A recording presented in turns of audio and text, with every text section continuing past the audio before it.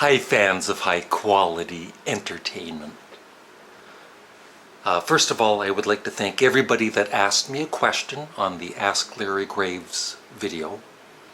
And like I said in my last video, I am going to answer all of the questions. If not in this video, I will go back to the video and write an answer in the comments section.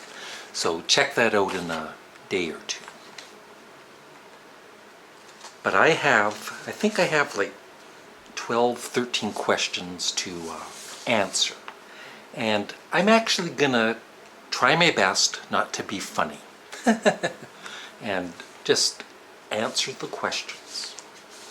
And I just wanted to say one other thing is, I get more comments when I make these Ask Larry Graves videos than even some of my Beatles videos, which proves that I'm more popular than the Beatles.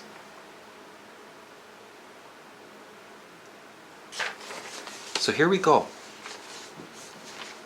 And I apologize if I did not pick your question, but there were so many damn good ones. They're after me. But here are some of them. Sean Fawcett asked, why do you like the band Sparks so much? I've been a fan since 1974. They've been the two brothers, Ron and Russell Mael. They've been making music. They started in 1968, and they're still making. They're making a new album right now.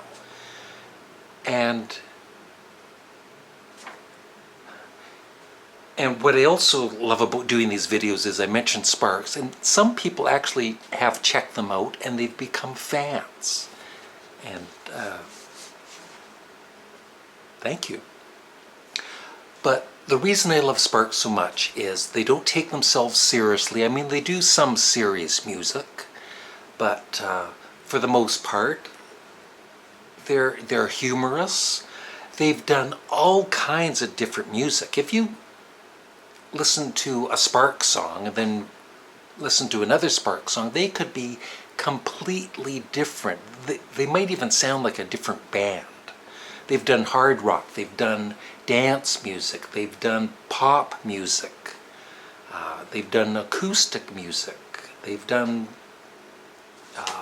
new wave music. In fact, back in 1971, their first album was produced by Todd Rundgren, and it sounds like a new wave album before new wave was created.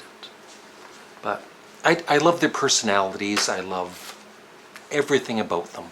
They are my second favorite band. So if you haven't heard of Sparks, check them out. But if you listen to them and you hate them, give them a chance, because I hated them when I first bought the Kimono My House album. I threw it in the garbage, but luckily I picked it back out and listened to it again. Alex Buffet writes, how to get over a breakup.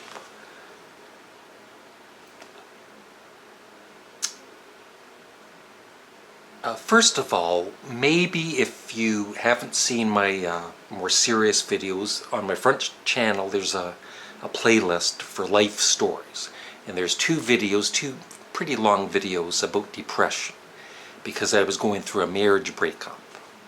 And you just have to, I think almost in a way it's good to have some kind of serious breakup, because at the time it really sucks, but being alone, you get to know yourself. And I've really changed. You'll see in the depression videos there's footage of me, within the year of the marriage, or within a few months of the marriage breakup, and I'm like slouched over and kind of depressed and everything. But I've learned to like myself, or even love myself, and I've just completely changed in a way. And just, if you're going through a bad time in whatever, whatever it is in your life, just remember it will get better. People at the time when I had my marriage breakup, they told me that, and I'm like thinking, yeah, right. But it's true.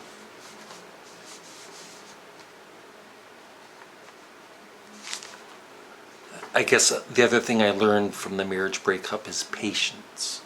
I mean, I've been looking for someone else for the past 4 years, been on the dating site Plenty of Fish.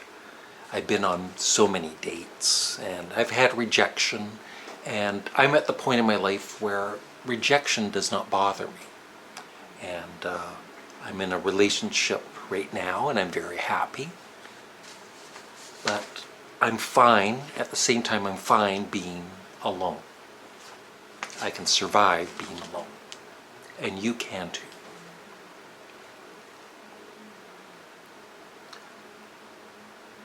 Louis or Louise F., which one of your videos do you think defines you as a person the most? And once again, it would be those two videos on depression, because I'm basically, being serious, of course, and just putting it all out there, all my feelings and what I went through. So I guess I'm proud of going through the struggles and surviving it, and hopefully becoming a better person. Now I can't even pronounce this one, but I'll try. Sturmras 150.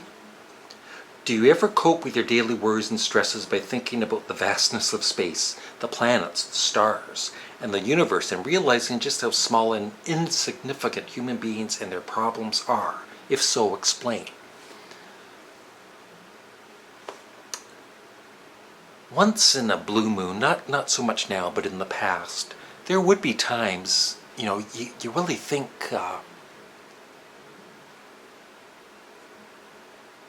really, we, people, human beings, we're just tiny little specks in the universe. And it would, in a way, freak me out thinking about it. It's also true about realizing just how small and insignificant human beings are with their problems. I think everybody has problems. I have problems, but we over worry. And I mean, you're alive. If you're eating, breathing, you have a friend, at least one friend, you're doing okay. Smoky Security Squad wrote it. How old were you when you lost your virginity? And I don't mind, some people might be embarrassed talking about it, but I don't care. I was 38. No, I'm joking. Sorry for the humor. 22.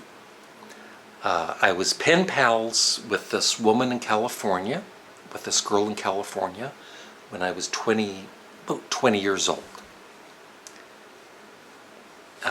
She was a fan of Sparks. We were in the Sparks fan club.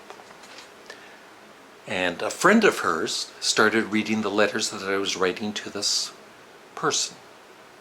And so she started writing to me. And we got to know each other, and she ended up visiting here in Canada for a week, and I went and visited her for 3 weeks in California. And that's when I lost my virginity. And I still, she was my first love, and so I still love her in a way, you know what I mean? And about 5-6 years ago, I found her on Facebook, and we were Facebook friends. There's no relationship or anything, it's just, there's a connection between us, which is really nice.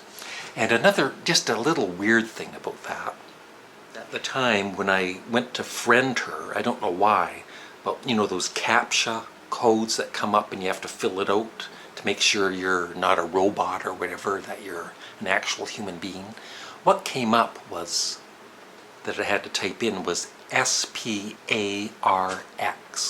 Sparks. Carl Andreessen, you're a truly hilarious Larry, thank you. But I know you've been very down and you're also suffering from panic attacks, which is terrible, and I'm really sorry about that. But do you ever feel like you have to be funny or unserious to hide other sadder feelings that are buried down below? First of all, I actually haven't been depressed or down for the past 2 or 3 years. Having the panic attack, I did a video about having a panic attack recently. I wasn't depressed or sad on the day I had the panic attack. So I don't know what that was about. And no, I don't ever hide, I don't ever, leave that alone. Just playing with a piece of paper, my cat. Put the mouse down. No, I never force myself to be funny in these videos. If I feel like doing a comedy video, I honestly feel like doing a comedy video and being funny. I'm not depressed. I would not, you know, a few years back with the marriage breakup and all that, I maybe did do comedy videos to try and bring me up. But these days, I only do comedy videos when I feel like it. I really honestly never try and force being funny. Because then it's not funny. Not that everybody finds me funny. My cats don't find me funny.